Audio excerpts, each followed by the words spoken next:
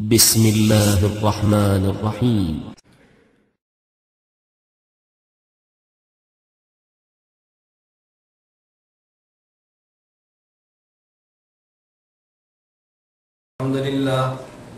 الحمد لله نحمده ونستعينه ونستغفره ونؤمن به ونتوكل عليه ونعوذ بالله من شرور أنفسنا ومن سيئات أعمالنا من يهده الله فلا مضل له ومن يضلل فلا هادي له ونشهد أن لا إله إلا الله وحده لا شريك له ونشهد أن سيدنا ومولانا محمدا عبده ورسوله.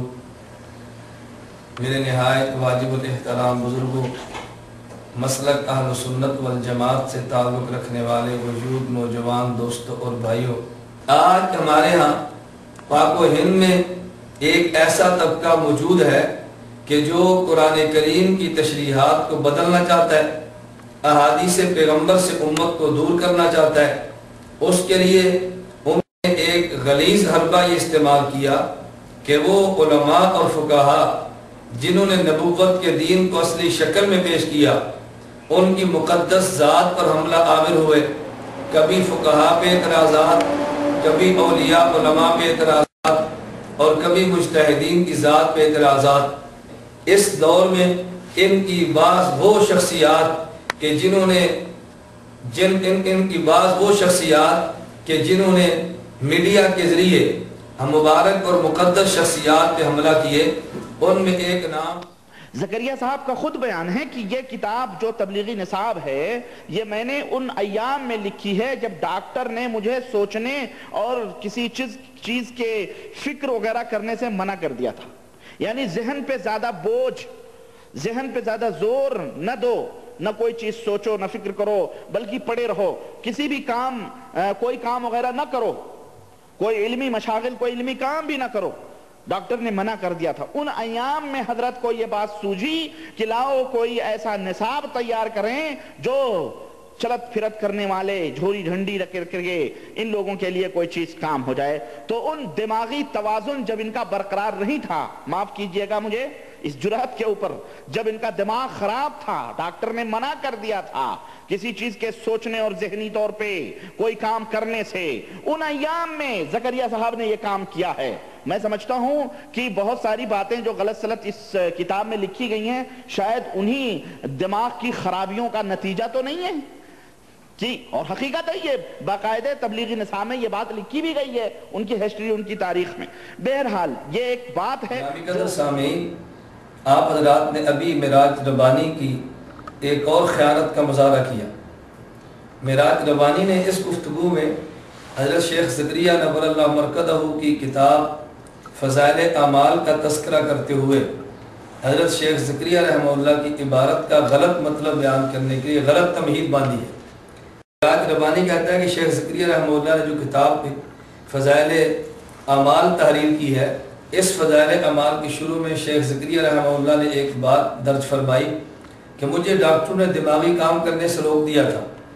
حضرت شیخ زکریا کی عبارت سنیں اور معراج ربانی کا اس پر تبصرہ سے بات فرمائیں، پھر آپ کو اندازہ ہوگا کہ کس قدر بددیانتی اور خیانت سے کام لیتے ہوئے حضرت شیخ زکریا رحمہ اللہ پہ الزامات کی بارش کی ہے.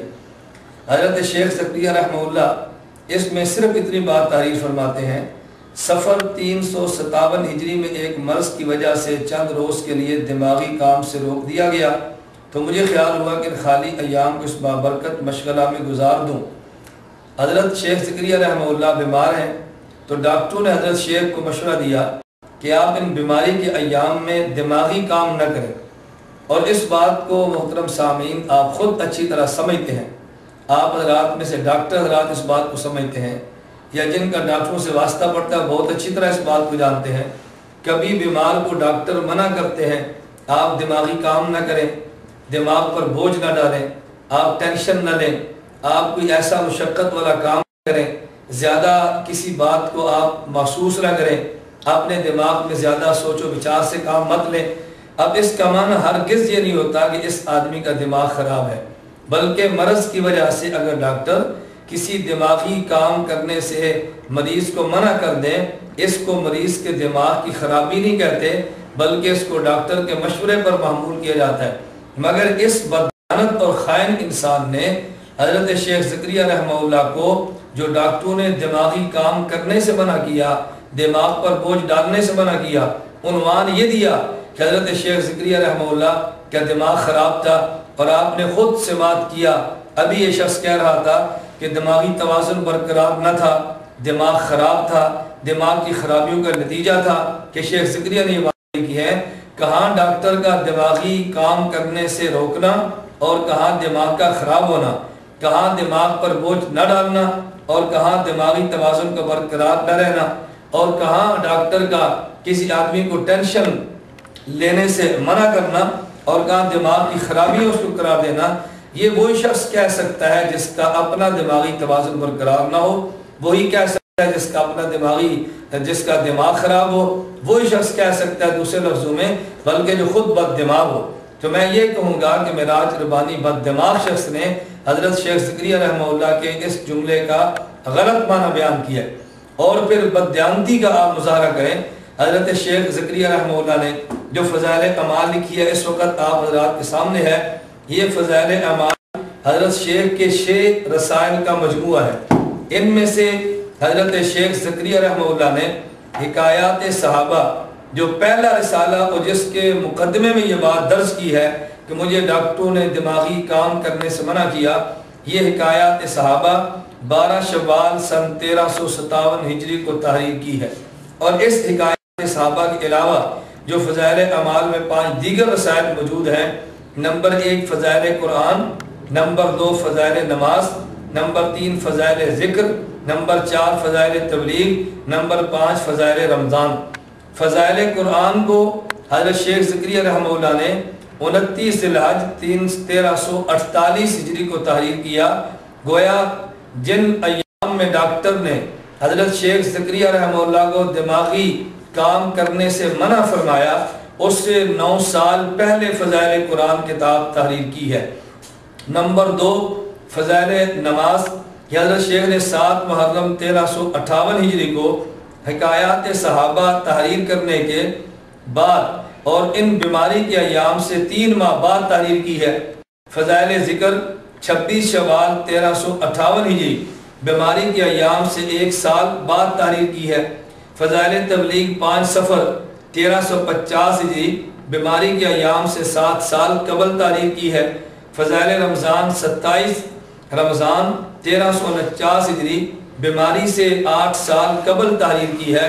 اب فضائل اعمال جو 6 رسائل کا مجموعہ ہے، ان میں حضرت شیخ رحمہ اللہ نے جس رسالے کے آغاز میں اپنی بیماری کا تذکرہ کیا ہے، یہ 12 شوال 1357 ہجری میں تحریر کی گئی، اور اس کے علاوہ 3 رسائل وہ تھے جو بیماری کے کئی عرصہ قبل تحریر کیے گئے، مثلا فضائل قرآن بیماری کے ایام سے 9 سال قبل، اور فضائل تبلیغ بیماری کے ایام سے 7 سال قبل، فضائل رمضان بیماری کے ایام سے 8 سال قبل تحریر کیے گئے۔ 2 رسالے فضائل نماز اور فضائل ذکر یہ بیماری کے ایام سے کچھ ماہ بعد تحریر کیے گئے۔ اب سوال یہ ہے، اگر تم نے اس جملے کو بنیاد بنا کر فضائل اعمال کتاب پر اعتراض کرنا تھا تو تم اصولاً ان پر اعتراض کرتے جو فضائل حکایات صحابہ اور بیماری کے ایام کے بعد تحریر کیے گئے ہیں، لیکن جو بیماری کے ایام سے بیماری کے ایام سے قبل 3 رسالے تحریر کیے گئے، ان پر تو یہ سطحی اور یہ غلط اور بددیانتی پر مبنی اعتراضات بھی نہیں بنتا تھا۔ اور اس سے اہم بات یہ کہ جو حضرت شیخ نے بیماری کے ایام میں رسالہ تحریر کیا، اس پورے رسالے حکایات صحابہ پہ معراج ربانی کا ایک اعتراض بھی ریکارڈ پر موجود نہیں ہے۔ اتنی بڑی بددیانتی تم نے حضرت شیخ کے ایک حوالے میں نقل کی ہے۔ میں سامعین کو بات سمجھانے کے لیے یہ بات عرض کرنا چاہتا ہوں، بنیادی طور پر یہ 3 باتیں ذہن نشین فرما لیں۔ نمبر 1، حضرت شیخ کو مرض کی وجہ سے اگر ڈاکٹر نے بیماری دماغی کام کرنے سے روکا، اس کو دماغ کی خرابی کہنا یہ معراج ربانی جیسے بد دماغ کی خیانت ہے، اس کو دماغی توازن کا برقرار نہ رہنا کہنا یہ معراج ربانی کی بددیانتی ہے۔ اس کے بعد لکھے جانے والے رسائل کو دماغی خرابیوں کا نتیجہ کہنا یہ اس بد دماغ کی بددیانتی ہے۔ نمبر 2، یہ بیماری کے ایام میں جو رسالہ تحریر کیا، فضائل اعمال کے 3 رسالے، فضائل قرآن، فضائل تبلیغ اور فضائل رمضان، اس حکایات صحابہ سے قبل لکھے گئے، تم نے سب کو بیماری کے ایام کا رسالہ کیسے کہہ دیا؟ نمبر 3، حکایات صحابہ جو حضرت نے بیماری کے ایام میں لکھا ہے، اس رسالے پر ایک بھی تمہارا اعتراض موجود نہیں ہے۔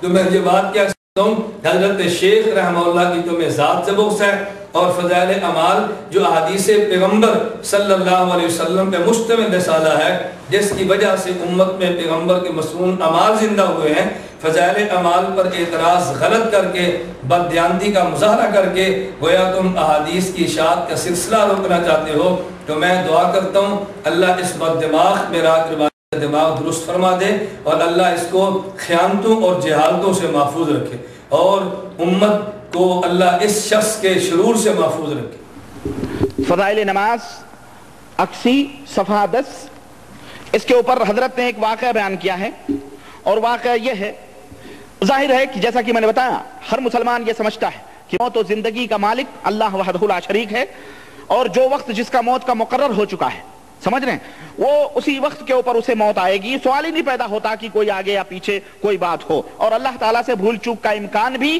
یہ ایمان کو برباد کرنے والا اگر کوئی شخص اس طرح کا ایمان اور عقیدہ رکھتا ہے۔ چنانچہ مولانا زکریا صاحب فرماتے ہیں کہ حضرت ام کلثوم رضی اللہ تعالی عنہ کے شوہر حضرت عبد الرحمن بیمار تھے، اور ایک دفعہ ایسی سکتے کی حالت ہو گئی کہ سب نے انتقال ہو جانا تجویز کر لیا کہ اب یہ مر جائیں گے۔ حضرت ام کلثوم اٹھیں اور نماز کی نیت باندھ لیں، نماز سے فارغ ہوئیں تو عبد الرحمن کو بھی افاقہ ہو گیا۔ لوگوں سے پوچھا کیا میری حالت موت کی سی ہو گئی تھی؟ یعنی ان کے شوہر نے پوچھا کیا میری حالت موت کی سی ہو گئی تھی؟ لوگوں نے عرض کیا جی ہاں۔ تب انہوں نے فرمایا کہ 2 فرشتے میرے پاس آئے، 2 فرشتے میرے پاس آئے اور مجھ سے کہا کہ چلو احکم الحاکمین کی بارگاہ میں تمہارا فیصلہ ہونا ہے۔ وہ مجھے لے جانے لگے تو ایک تیسرے فرشتے آئے اور ان دونوں سے کہا کہ تم چلے جاؤ، ان دونوں فرشتوں سے کہا تم چلے جاؤ، یہ ان لوگوں میں سے ہیں جن کی قسمت میں سعادت اسی وقت لکھ دی گئی تھی جب یہ ماں کے پیٹ میں تھے، اور ابھی ان کی اولاد کو ان سے اور فائدہ حاصل کرنے ہیں۔ اور اس کے بعد 1 مہینہ تک حضرت عبد الرحمن زندہ رہے، اور اس کے بعد پھر انتقال ہوا۔ یعنی ان کے موت کی گھڑی آ گئی تھی، فرشتے موجود ہو گئے تھے، لیکن بعد میں گویا نعوذ باللہ اللہ تعالیٰ سے بھول ہو گئی کہ ان فرشتوں کو بھیجا کہ جاؤ ان کی روح نکال کے لاؤ۔ پھر بعد میں اللہ تعالیٰ نے کہا نہیں ابھی ایک مہینہ باقی ہے، سمجھو ان کی قسمت میں 1 مہینہ زندہ رہنا باقی ہے۔ وہ واحد، وہ یکتا اور بے مثل، وہ ذات خداوندی اللہ وحدہ لا شریک کی وہ ذات جس کی کوئی مثال نہیں ہے، اگر کوئی شخص یہ عقیدہ رکھے کہ اس سے بھی بھول ہو جائے نعوذ باللہ، اور جس کی موت آ جائے اس کی موت میں ابھی فرشتوں کو واپس کر دیا جائے، اور یہ آپ نے معراج ربانی کی زبان سے حضرت شیخ زکریا رحمہ اللہ کے فضائل اعمال میں بیان کردہ واقعہ حضرت ام کلثوم رضی اللہ عنہا کے شوہر حضرت عبد الرحمن رضی اللہ عنہ کا واقعہ سنا، پھر اس واقعہ پر آپ نے تبصرہ بھی سنا۔ اس شخص کی آپ جہالت اور خیانت کا مظاہرہ فرمائیں۔ حضرت شیخ زکریا رحمہ اللہ نے جو واقعہ نقل کیا، یہ حضرت شیخ زکریا رحمہ اللہ کا واقعہ کوئی من گھڑت اور موضوع تو نہیں ہے۔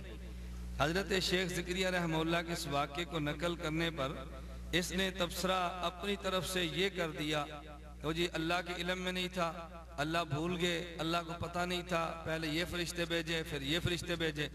میں اس جاہل شخص سے یہ پوچھتا ہوں کہ حضرت شیخ زکریا رحمہ اللہ نے جو واقعہ نقل کیا، نیچے حاشیے میں اس کا حوالہ در منصور حضرت شیخ زکریا رحمہ اللہ کسی کتاب پہ موجود ہے۔ اب یہ اعتراض تمہیں فضائل اعمال پر کرنے کی بجائے در منصور پر کرنا چاہیے تھا کہ جس کتاب کے اندر یہ واقعہ موجود ہے، تو در منصور پر تبصرہ کرنے کی بجائے حضرت شیخ زکریا کے فضائل اعمال پر تبصرہ کرنا اس بات کی دلیل ہے کہ کہ یہ شخص حضرت شیخ زکریا رحمہ اللہ سے بغض تو رکھتا ہے، اصل کتاب اور اصل واقعے سے اس کو کوئی غرض نہیں ہے۔ کیوں؟ یہ تو بڑی موٹی سی بات ہے اور بڑی آسان سی بات ہے، ہر عام آدمی معمولی عقل رکھنے والا بھی سمجھ سکتا ہے۔ اگر عربی کتاب کے اندر واقعہ موجود ہو، اس کتاب کو اردو کتاب میں نقل اس واقعے کر دیا جائے، تو اردو کتاب پر اعتراض کرنا اور جس کتاب سے واقعے کو نقل کی اور اس پر اعتراض نہ کرنا، یہ کتنی بڑی خیانت اور بددیانتی ہے۔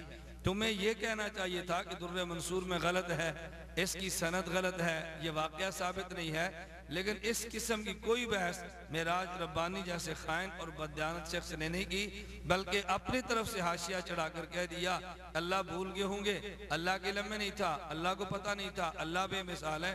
کون شخص ہے جو اللہ کو بے مثال، اللہ کو وحدہ لا شریک اور اللہ کی ذات کو عالم الغیب اور اللہ کی ذات کو قادر مطلق نہیں مانتا؟ کوئی شخص مسلمان ہو کر اللہ رب العزت کی ذات کے بارے میں ان نظریات کا انکار نہیں کر سکتا جو اللہ کی ذات کے بارے میں صحیح نظریات موجود ہیں۔ خیر سامعین، میں یہ کہہ رہا تھا، ایک تو شخص نے خیانت سے کام یہ لیا کہ تفسیر در منصور پر بحث کرنے کی بجائے فضائل اعمال پہ کر دی، اس واقعے کی سند پر گفتگو کرنے کی بجائے اپنی طرف سے غلط نتیجہ بیان کر کے اس نے بات کہہ دی ہے۔ اور یہی شخص تھا معراج ربانی۔ میں اس سے پوچھتا ہوں، اگر حضرت شیخ زکریا نبر اللہ مرقدہ ایک واقعہ در منصور سے نقل کریں تو تمہارے یہاں قابل اعتراض ہے، تو اگر نواب صدیق حسن خان اپنی کتاب الداء والدواء میں یہ واقعہ نقل کتاب الداء والدواء میں واقعہ نقل کریں اور صرف عام فرشتوں کا نہیں بلکہ ملک الموت کا نام لے کر واقعہ نقل کریں تو اس پر جناب کو اعتراض کیوں نہیں ہوا؟ حضرت شیخ زکریا رحمہ اللہ نے تو تفسیر در منصور سے نقل کیا اور 2 فرشتوں کا تذکرہ کیا، لیکن یہاں پہ اس میں نواب صدیق حسن نے جو واقعہ بیان کیا اس کا عنوان یہ قائم کیا براءت من النار۔ آپ قارئین اپنی آنکھوں سے ملاحظہ فرمائیں، سرخی قائم کی ہے براءت من النار۔ اس سرخی کو قائم کرنے کے بعد یہ عنوان دے کر نواب صدیق حسن خان نے جو واقعہ بیان کیا، آپ اس واقعے کو سنیں۔ کہتے ہیں بعض صلحاء کو مرض سخت ہوا، بے ہوشی ہو گئی، ملک الموت کو اس حالت میں دیکھا، کہا میں تیرے لیے براءت نار سے لکھ دوں؟ کہا ہاں، ایک ورق پر لکھایا استغفر اللہ استغفر اللہ۔ سارا کاغذ ظاہراً اور باطن اسی سے مملو تھا، یعنی بھرا ہوا تھا۔ کہا ھذا براءت من النار، مریض اس مرض سے اچھا ہو گیا اور مدت تک زندہ رہا، وہ ورقہ نزدیک اس کے تھا۔ اب حضرت شیخ زکریا رحمہ اللہ نے واقعہ نقل کیا در منصور سے، اور یہاں جو واقعہ نواب صدیق حسن نے نقل کیا ملک الموت کا تذکرہ بھی اس میں موجود ہے۔ اس واقعے کو تو کسی تفسیر کی کتاب سے یا کسی حدیث صحیح کی کتاب سے تو نقل نہیں کیا گیا۔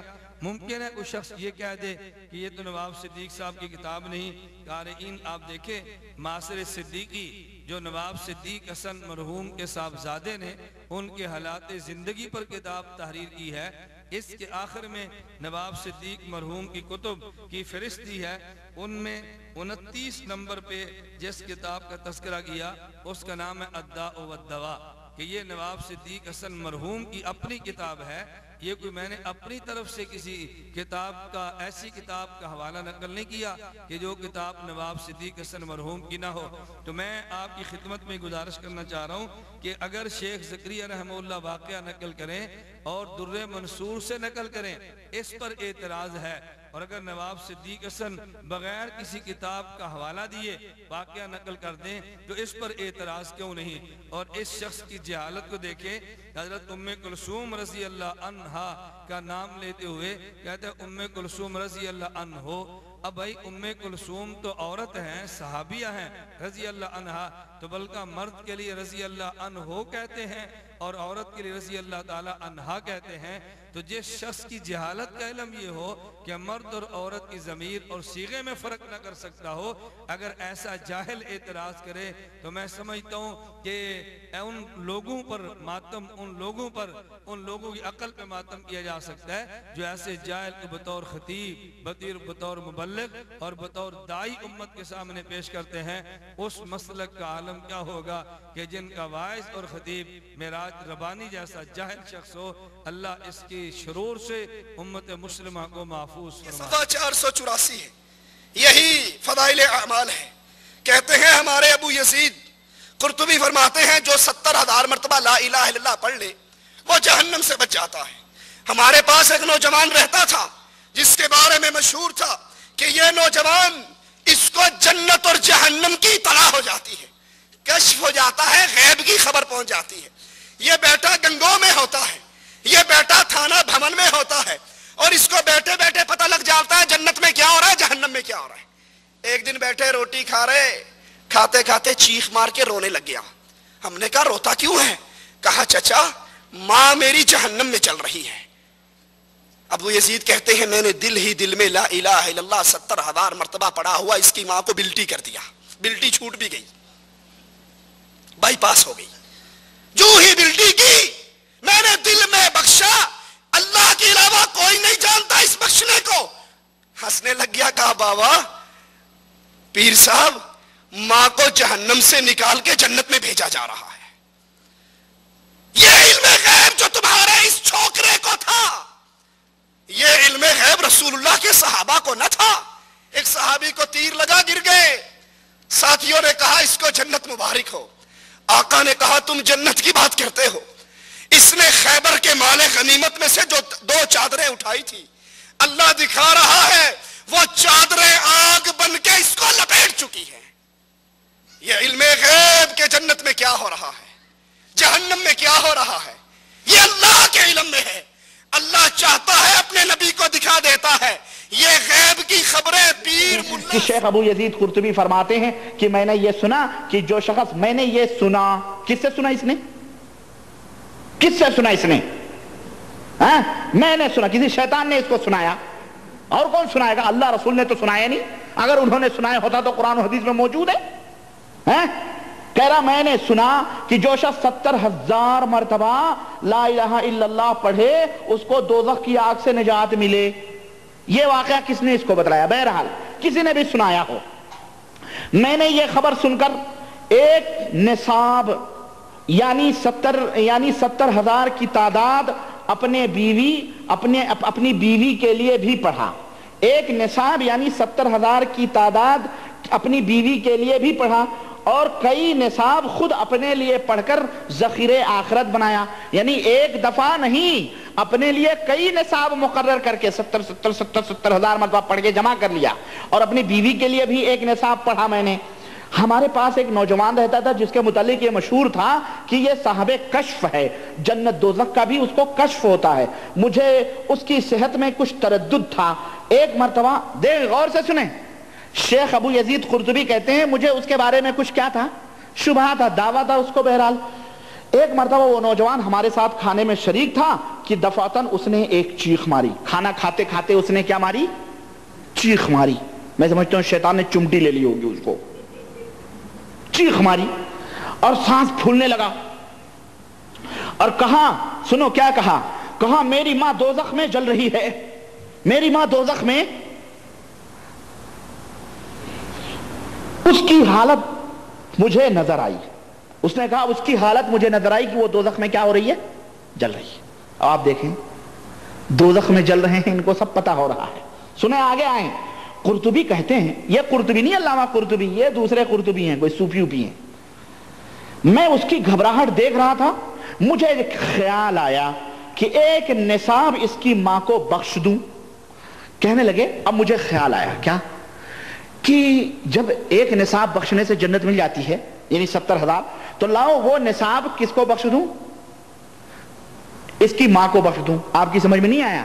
یہ جو قرآن پڑھ پڑھ کے ہدیے ہوتے ہیں نا، نصاب، قرآن خوانی کے جو دورے چلتے ہیں، ان کے علماء بھی کہتے ہیں، خیر ان کے علماء کیا کہیں گے، سب ڈوبے ہوئے ہیں، ای بریلویوں دیکھو تبلیغی جماعت تمہاری روش پہ چل رہی ہے، تمہارے ایمان اور عقیدے کو نگر نگر پھیلا رہی ہے، ان کو وہابی نجدی نہ کہو، یہ وہابیت اور نجدیت کے دامن پر کلنک کا ٹیکا ہیں، یہ تو تمہارے موسیرے بھائی ہیں، چور موسیاؤد بھائی تمہارے بھائی ہیں، یہ بھی چور تم بھی چور، سمجھ رہے ہو؟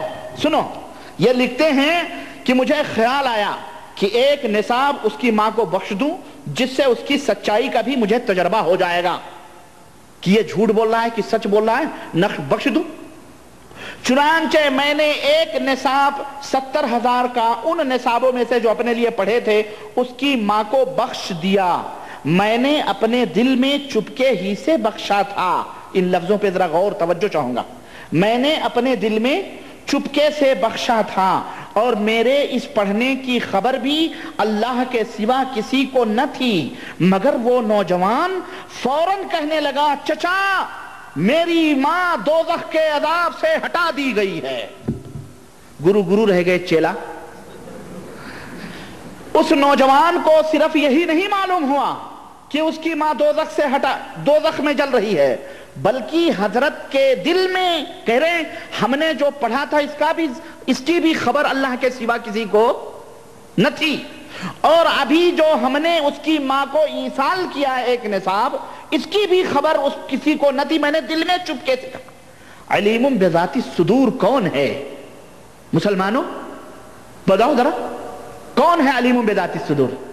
ہاں، اللہ کے سوا اور ہے کوئی؟ سامعین، ابھی آپ نے معراج ربانی اور توصیف الرحمان دونوں کی زبان سے یکے بعد دیگرے فضائل اعمال صفحہ نمبر 484 پہ تحریر کردہ واقعے کو سنا، اور پھر دونوں میں سے ہر ایک کا اس پر آپ نے تبصرہ بھی سماعت فرمایا۔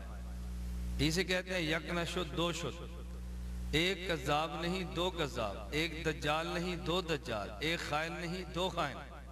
ہر خائن نے اپنی خیانت اور بددیانتی کے مطابق خیانت کا مظاہرہ کیا، ان دونوں میں سے ہر ایک نے اپنے فہم کے مطابق دجالیت اور شیطانیت کا مظاہرہ کیا، اور کس انداز میں اس واقعے پر تبصرہ کیا، ذرا آپ اس کو سماعت فرمائیں۔ اب اس واقعہ کو جو حضرت شیخ الحدیث مولانا زکریا نور اللہ مرقدہ نے فضائل اعمال صفحہ 484 پر بیان کیا، اس میں دو باتیں ان کے ہاں قابل اعتراض ٹھہری۔ نمبر ایک کہ حضرت شیخ ابو یزید قرطبی فرماتے ہیں کہ میں نے یہ سنا کہ جو شخص 70,000 مرتبہ لا الہ الا اللہ پڑھے اس کو دوزخ کی آگ سے نجات ملے۔ میں نے یہ خبر سن کر ایک نصاب یعنی 70,000 کی تعداد اپنی بیوی کے لیے بھی پڑھا، اور کوئی نصاب خود اپنے لیے پڑھ کر ذخیر آخرت بنایا۔ اب ایک تو ان کا یہ قابل اعتراض ہے کہ 70,000 کا نصاب کہاں سے آیا، اور اس پر تبصرہ کرتے ہوئے معراج ربانی نے یہاں تک کہا، کہتے ہیں یہ جو ابو یزید قرطبی فرماتے ہیں کہ میں نے یہ سنا، یہ کس نے سنایا؟ کہتے ہیں سنانے والا شیطان ہوگا، یہ شیطان نے سنایا ہوگا، اور شیطان سے سنا ہوگا، کیونکہ قرآن کریم میں تو نہیں کہ اللہ نے بتایا ہو، حدیث مبارک میں تو نہیں نبی پاک صلی اللہ علیہ وسلم نے فرمایا ہو، تو معلوم ہوتا ہے شیطان نے سنایا۔ قارئین آئیے میں آپ کی خدمت میں حوالہ جات کے ساتھ بحوالہ یہ بات عرض کرتا ہوں کہ یہ جو حضرت شیخ زکریا رحمہ اللہ نے واقعہ نقل فرمایا اور ابو یزید قرطبی کہتے ہیں کہ میں نے یہ سنا، تو پہلے اس پہ ذرا تبصرہ کر لیں اور اس واقعے کی حقیقت پر غور کریں کہ یہ ذکر دینے والا کون ہے، یہ 70,000 مرتبہ کا نصاب کس نے دیا ہے؟ کہیں ایسا نہ ہو کہ غیر مقلدین کے گھر کی کتاب ہو، یہ حوالہ تمہارے گھر کا ہو، دینے والے تمہارے اپنے ہوں۔ میں یہ تبصرہ نہیں کر سکتا، اگر سنانے والا شیطان ہے تو اس شخص کے بارے میں تم کیا کہو گے؟ یہ تبصرہ میں قطعاً نہیں کر سکتا۔ اگر معراج ربانی ہوتا تو شاید وہ اپنے اکابر کو بھی اللہ محفوظ رکھے، شیطان کہنے سے باز نہ آتا۔ یہ اس وقت میرے ہاتھ میں نواب صدیق حسن کی کتاب الداء والدواء ہے، کہ جس کو نواب صدیق حسن کے بیٹے نے معاصر صدیقی میں 29 نمبر صفحہ 29 نمبر کتاب کی کتب کی ترتیب میں نقل کیا کہ یہ ان کے والد محترم کی کتاب ہے۔ اس میں ایک باب قائم کیا، کہتے ہیں برائے نجات از نار، ایک سرخی قائم کی۔ اس عنوان کے تحت لکھتے ہیں صوفیہ نے کہا کہ جو کوئی کلمہ طیبہ لا الہ الا اللہ کو 70,000 بار پڑھے گا وہ آگ دوزخ سے آزاد ہو جائے گا۔ اس نے اپنی جان کو گویا نار سے خرید کر لیا۔ معراج ربانی کہہ رہا تھا کہ کہاں سے سنا، کس نے بتایا؟ آئیے جناب میں بتا دوں کس نے بتایا۔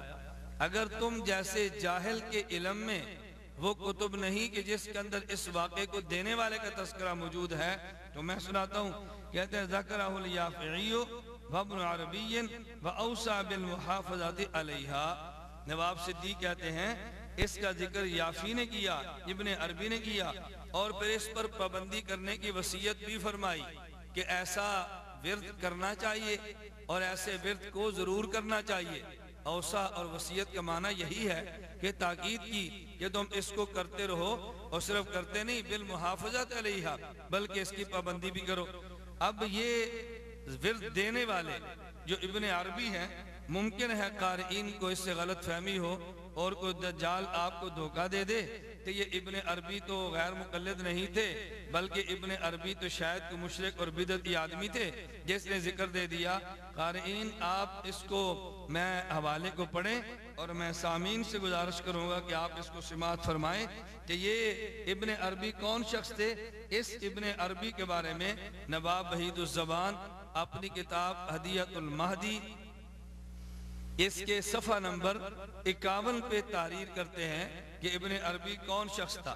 ابن عربی کے بارے میں پہلے ہی کہتے ہیں کہ شیخنا ابن تیمیہ قد شدد الانکار علی ابن عربی، کہ شیخ ابن تیمیہ نے ابن عربی پر انکار کرنے میں سختی کام لیا ہے۔ آگے جو جملہ کہتے ہیں اس پہ غور کریں، کہتے ہیں وَلَوْ نَظَرُوا فِي الْفُتُوحَاتِ لَعَرَفُوا أَنَّ الشَّيْخَ رحمہ اللہ من اہل الحدیث اصولا وفروعا ومن اشد الرادین علی ارباب التقلید۔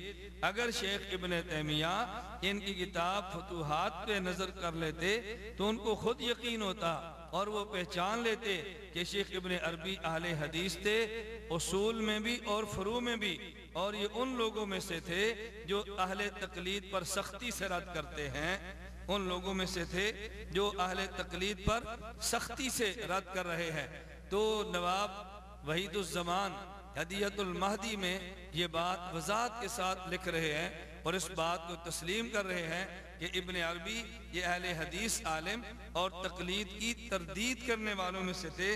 اب سامعین آپ بتائیں وہ ذکر اور وہ ورد کہ جس پر ایک واقعہ حضرت شیخ زکریا رحمہ اللہ نقل کیا، معراج ربانی کہہ رہا تھا کسی شیطان نے سنایا ہوگا۔ میں نے کہا شیطان نہیں، ابن عربی نے سنایا ہے۔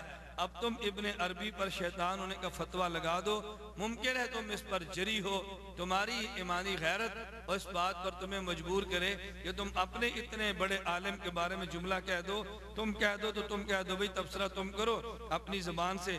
اور یہی شیخ جن کا میں نے تذکرہ ابن عربی، ان کے بارے میں نواب صدیق حسن خان اپنی کتاب التاج المکلل میں ابن عربی کے بارے میں تحریر کرتے ہیں۔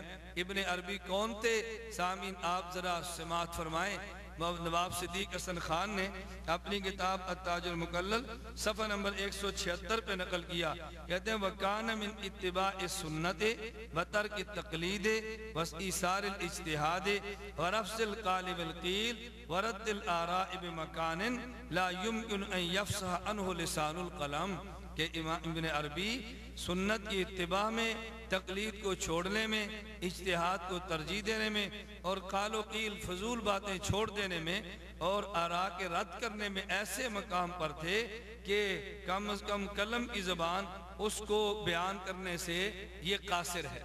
تو ابن عربی کے بارے میں نواب صدیق حسن مرحوم کا نظریہ بھی یہ تھا کہ یہ تقلید کے انکار کرنے والوں میں سے تھے، اتباع سنت کرتے اور تقلید نہیں کرتے تھے۔ تو ابن عربی جس نے 70,000 کا وظیفہ دیا یہ غیر مقلد تھے۔ تو میں معراج ربانی سے پوچھتا ہوں کہ اگر تمہیں یہ وظیفہ دینے والے اور ورد دینے والے کا پتہ نہیں چلا تو لیجئے ہم آپ کو دیتے ہیں تاکہ آپ کی جہالت دور ہو جائے اور آپ کے علم میں آئے۔ کہ یہ 70,000 کا وظیفہ دینے والا اللہ کا قرآن، 70,000 کا وظیفہ دینے والا پیغمبر کا فرمان نہیں، لیکن 70,000 کا وظیفہ دینے والا تمہارے ہی مسلک کے عالم ابن عربی ہیں۔ اب لگاؤ ان کے فتویٰ، ذرا کہو اللہ محفوظ فرمائے، جو میری زبان نقل نہیں کرتی، کہو ذرا شیطان تم لگاؤ اس پہ فتویٰ۔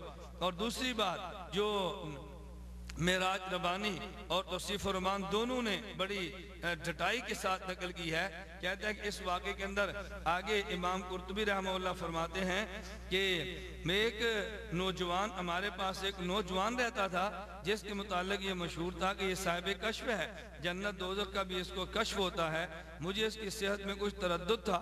ایک مرتبہ نوجوان ہمارے ساتھ کھانے میں شریک تھا کہ دفعتاً اس نے چیخ ماری۔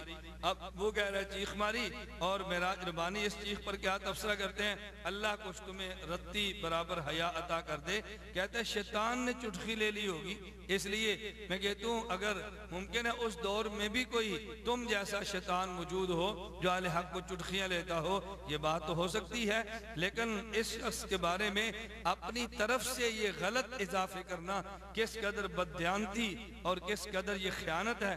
کہتے ہیں خیر اس نوجوان نے چیخ ماری، سانس پھولنے لگا اور کہا کہ میری ماں دوزخ میں جل رہی ہے، اس کی حالت مجھے نظر آئی۔ قرطبی کہتے ہیں کہ میں اس کی گھبراہٹ دیکھ رہا تھا، مجھے خیال آیا کہ ایک نصاب اس کی ماں کو بخش دوں۔ آگے واقعہ جو آپ حضرات نے سنا کہ میں نے دل میں ایک نصاب اس کی ماں کو بخش دیا۔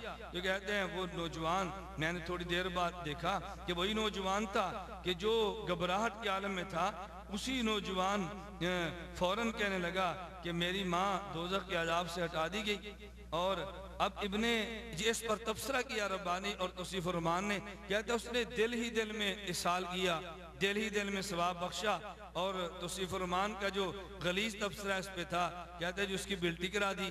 اب استہزاء اصال ثواب کا ہی بھلا کیا جاتا ہے، کیا اصال ثواب قرآن کریم یا احادیث پیغمبر سے ثابت نہیں ہے؟ اصال ثواب کے بارے میں استہزائی جملے نقل کرنا یہ کوئی مسخرہ شخص تو کر سکتا ہے، کوئی ایک مراسی اور ٹھٹھے باز تو کر سکتا ہے، کم از کم کسی مسلک کا ایک عالم اور مسلک کا مبلغ ایسی حماقت نہیں کر سکتا۔ چلیے میں جو بات عرض کرنا چاہتا ہوں یہ ثابت کرنا چاہ رہے ہیں کہ جب دل میں بات کہی، نوجوان کو کیسے پتا چلا، علم غیب تو ہم نے ثابت کر دیا۔ تو جناب میں آپ سے گزارش کرتا ہوں، آپ ربانی سے یا آپ توصیف الرحمان سے پوچھیں، اگر دل میں آنے والے خیال کا بغیر بتائے پتہ چل جانا یہ علم غیب ہے اور یہ شرک اور کفر ہے، تو پھر آپ کیا کہو گے اپنے مولانا عبدالجبار غزنوی مرحوم کے بارے میں، کہ جن کے بارے میں کرامات اہل حدیث صفحہ نمبر 28 پہ لکھا ہے۔ کہتے ہیں مولوی عبداللہ صاحب کا بیان ہے کہ ایک دن میرے دل میں ایک بزرگ کے ملنے کا خیال پیدا ہوا، ایک دن میرے دل میں ایک بزرگ کے ملنے کا خیال پیدا ہوا، دل میں یہ بات آئی کہ مجھے فلاں بزرگ کو ملنا چاہیے۔ کہتے ہیں اور جی چاہا کہ کچھ دن ان کے پاس جا کر ٹھہروں اور فیض حاصل کروں، ابھی یہ میرے جی میں تھا، زبان سے تذکرہ نہیں کیا۔ انہوں نے بھی یہی کہا کہ میں نے اپنے دل میں ایک نصاب کا ثواب ان کو بخش دیا۔ تو یہ بھی کہتے ہیں اب میں نے کسی سے اس کا تذکرہ نہیں کیا تھا کہ مولوی صاحب سامنے سے آگے اور آتے ہی فرمایا کہ ذرا سوچ سمجھ کر جانا، آج کل دکانداریاں زیادہ ہیں، اللہ والے بہت کم ہیں۔ چنانچہ بعد میں معلوم ہوا کہ واقعی وہ دکاندار ہی تھے۔ یہ دیکھیں کرامات اہل حدیث صفحہ نمبر 28۔ اب سامعین میں معراج ربانی اور توصیف الرحمان سے کہوں گا کہ اس کرامات اہل حدیث کے واقعے پر جناب نے آج تک کوئی تبصرہ کیا؟ آج تک جناب نے اس پر کوئی بیان ریکارڈ کروایا؟ آج تک تم نے اس کو علم غیب کہا؟ یہ بھی تو دل میں کھٹکے پر اطلاع تھی، لیکن تم نے آج تک اس کو علم غیب نہیں کہا۔ اور بالکل اسی طرح کا واقعہ نواب صدیق حسن خان مرحوم نے اپنی کتاب التاج المکلل کے صفحہ نمبر 165 پہ نقل کیا۔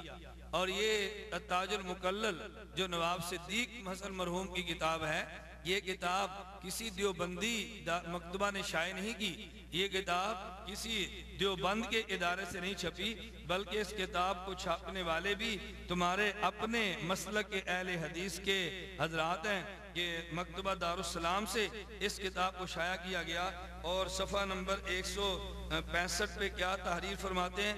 کہتے ہیں وقال شیخ تقی الدین ابن تیمیہ، وقال شیخ تقی الدین ابن تیمیہ، شیخ تقی الدین ابن تیمیہ رحمہ اللہ نے بنوایا۔ آگے بات نقل کرتے ہیں کہ واقعہ سند بیان کرنے کے بعد کہتے ہیں انہو سمع شہاب الدین عمر بن محمد سہروردیہ، کہتے ہیں شہاب الدین عمر بن محمد سہروردی کو یہ بات کہتے ہوئے سنا۔ وہ کہتے ہیں کنتو قد عزمت علی ان اقرأ شیئا من علم الکلام، کہ میں نے ارادہ کیا کہ علم الکلام پڑھوں، اور علم الکلام کے لیے کون سی کتاب پڑھوں؟ وَأَنَا مُتَرَدِّدٌ، میں متردد تھا۔ هل اقرأ الارشاد لامام الحرمین، کیا میں امام الحرمین کی کتاب الارشاد پڑھوں؟ او نہایت الاقدام للشہرستانی، یا نہایت الاقدام کتاب پڑھوں؟ او کتاباً آخر، یا کوئی اور کتاب پڑھوں؟ کہتے ہیں فَذَهَبْتُ مَا خَالِي ابی النجیب، میں اپنے ماموں ابی نجیب کے ساتھ گیا۔ وَكَانَ يُصَلِّي بِجَنْبِ شیخ عبد القادر، وہ حضرت شیخ عبد القادر رحمہ اللہ کے پہلو میں نماز پڑھ رہے تھے۔ فَالْتَفَتَ الشیخ عبد القادر الیہ وَقَالَ لِي، شیخ عبد القادر رحمہ اللہ میری طرف فوراً متوجہ ہوئے اور فرمایا یا عمر ما ہوا من زاد القبر، ما ہوا من زاد القبر فرجعت عن ذالک، مجھے کہنے لگے یہ قبر کا توشہ نہیں، یہ قبر کا توشہ نہیں۔ جب انہوں نے یہ بات فرمائی تو میں نے اپنے اس عزم سے رجوع کر لیا اور میں نے یہ کام نہ کرنے کا فیصلہ کر لیا۔ اب گرامی قدر سامعین، آپ نے یہ واقعہ سنا، یہ التاج المکلل کا یہ واقعہ آپ نے سنا۔ اب نواب صدیق حسن جو اس واقعے کو نقل کر رہے ہیں، اور کہنے والے کون ہیں؟ امام شیخ الاسلام ابن تیمیہ رحمہ اللہ۔ ابن تیمیہ رحمہ اللہ کو تو اس میں علم الغیب نظر نہیں آیا، ابن تیمیہ کو اس کو شرک اور کفر نظر نہیں آیا، اور تمہارے خود غیر مقلدین کو جو اسی کتاب کے شروع میں یہ بات لکھ رہے ہیں کہ ہم نے اس کتاب سے حذفنا و احیانا علقنا على بعض الاخبار التي تخالف السلفیۃ خلافا بینا، کہ جو سلفی مذہب کے خلاف ان میں واقعات تھے ہم نے حذف کر دیے یا ان پر حاشیہ چڑھا دیا۔ آپ دیکھیں نہ اس واقعے کو حذف کیا اور نہ اس واقعے کے اوپر کسی قسم کا کوئی تردیدی حاشیہ موجود ہے۔ تو گرامی قدر سامعین، اب آپ فرمائیں 70,000 مرتبہ اگر ایک کلمہ پڑھنے کی وجہ سے آدمی کو جہنم سے چھٹکارا مل جائے تو اس واقعے کو بیان کرنے والے اور دینے والے بھی تمہارے ابن عربی غیر مقلد ہیں، اور اگر دل میں خیال آئے اور کسی کو پتہ چل جائے اور یہ شرک ہے تو اس کے نقل کرنے والے بھی تمہارے غیر مقلد ہیں۔ تو میں توصیف الرحمان اور معراج ربانی سے کہوں گا ایک فتویٰ تم ابن عربی پر لگاؤ کہ جنہوں نے یہ واقعہ جنہیں یہ ورد دیا ہے، اور اسی طرح تم اگر اس کو کفر اور شرک علم الغیب کا نام دے کر کہتے ہو کہ اللہ کے علاوہ عالم الغیب کوئی نہیں اور ایسے واقعات علم الغیب ہیں، تو پھر تم ایک فتویٰ کرامات اہل حدیث کے بارے میں کیا مولانا عبدالجبار غزنوی مرحوم پر بھی لگانے کی جسارت کرو گے؟ نواب صدیق حسن نے جو واقعہ نقل کیا آپ اس پہ یہ فتویٰ لگانے کی جسارت کرو گے؟ ہرگز ایسا نہیں ہوگا۔ تو پھر تم نے حضرت شیخ زکریہ رحمہ اللہ ہی کے فضائل اعمال پر بحث کی ہے، حضرت شیخ کے نقل کردہ ہی واقعے پر تبصرہ کیوں کیا؟ تو میں گزارش کر رہا تھا ایک تو ان کی جہالت کہ یہ پتہ نہیں ورد دینے والا کون ہے، میں نے جہالت کو دور کر کے بتا دیا اس ورد کو دینے والے تمہارے ہی مذہب کے تمہارے اپنے امام اور عالم ہیں۔ اگر غصہ ہے تو مقلدین پر نہیں اپنے اماموں پر کرو، اور اگر دل کے خیال کا پتہ چل جانا یہ علم الغیب ہے پھر شیخ زکریہ رحمہ اللہ پر نہیں۔ آپ یہ تنقید نواب صدیق حسن مرحوم پہ کرو، یہ تنقید مولانا عبدالجبار غزنوی مرحوم پہ کرو، یہ تنقید اپنے اکابر پہ کرو، تو یہ بددیانتی اور خیانت کا مظاہرہ کرتے ہوئے صرف اکابر علماء دیوبند پہ فضول استہزائیہ تبصرے کرنے، یہ محض اس وجہ سے کہ علماء دیوبند سے اللہ رب العزت نے دین کا کام پوری دنیا میں اور خصوصاً بر صغیر میں لیا کہ جس کی مثال قریب قریب نہیں ملتی. اللہ ان علماء دیوبند کی قبور کو منور فرما دے, اللہ ان کو جزائے خیر عطا فرما دے, اور اللہ تمہاری جہالت اور تمہاری خیانت کے شر سے امت مسلمہ کو. بخاری کی باتیں. ہر صبح بخاری کا نعرہ, ہر شام بخاری کی باتیں. ہر صبح بخاری کا نعرہ, ہر شام بخاری کی باتیں. ڈھنڈورا چند مسائل کا منظور نہیں ہے سب باتیں. ڈھنڈورا چند مسائل کا منظور نہیں ہے سب باتیں. دو چار حدیث مطلب کی محفل میں سناتے ہیں, لیکن دو چار حدیث مطلب کی محفل میں سناتے ہیں, لیکن یہ لوگ چھپاتے پھرتے ہیں کچھ اور بخاری کی باتیں. یہ لوگ چھپاتے پھرتے ہیں کچھ اور بخاری کی باتیں. آقا آہستہ پڑھتے تھے بسم اللہ فاتحہ سے پہلے.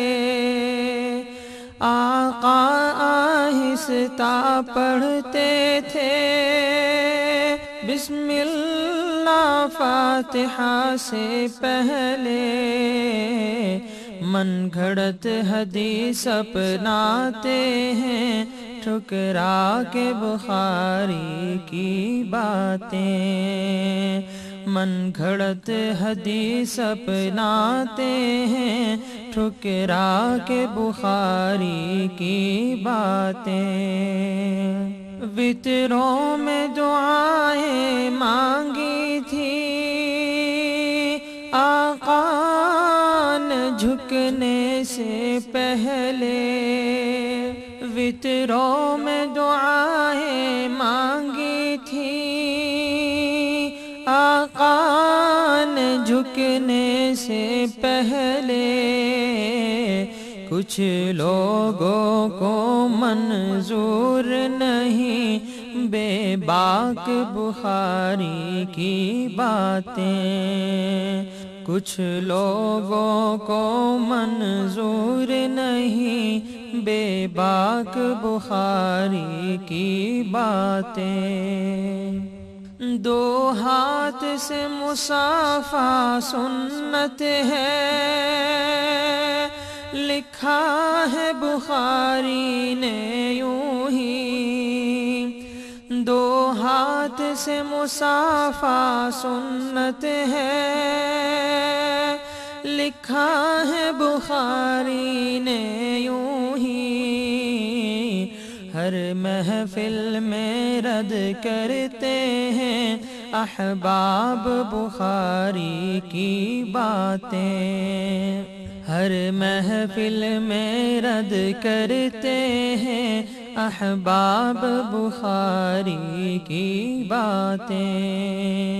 اس ماں کی عزا پہ بخاری نے لکھا ہے عمل سب امت کا. اس ماں کی عزا پہ بخاری نے لکھا ہے عمل سب امت کا. اس دور میں کیوں رد ہوتی ہیں لا ریب بخاری کی باتیں. اس دور میں کیوں رد ہوتی ہیں لا ریب بخاری کی باتیں. عربی کے بجائے اردو میں جو جو خطبہ جمعہ دیتے ہیں عربی کے بجائے اردو میں، جو خطبہ جمعہ دیتے ہیں وہ لائے حدیث پیغمبر، جو کرتے ہیں بخاری کی باتیں، وہ لائے حدیث پیغمبر، جو کرتے ہیں بخاری کی باتیں۔ یاروں نے کوشش کی باہم تحریف بخاری کی، لیکن یاروں نے کوشش کی باہم تحریف بخاری کی، لیکن ناکام ہوئے ناشاد ہوئے، باقی ہے بخاری کی باتیں۔ ناکام ہوئے ناشاد ہوئے، باقی ہے بخاری کی باتیں۔ ناکام ہوئے ناشاد ہوئے، باقی ہے بخاری کی باتیں۔ اقوال صحابہ ٹھکرا کر تنقید کا مورد ٹھہرائیں، اقوال صحابہ ٹھکرا کر تنقید کا مورد ٹھہرائیں، یہ زیب انہیں دیتا ہے جو کرتے ہیں بخاری کی باتیں، یہ زیب انہیں دیتا ہے جو کرتے ہیں بخاری کی باتیں۔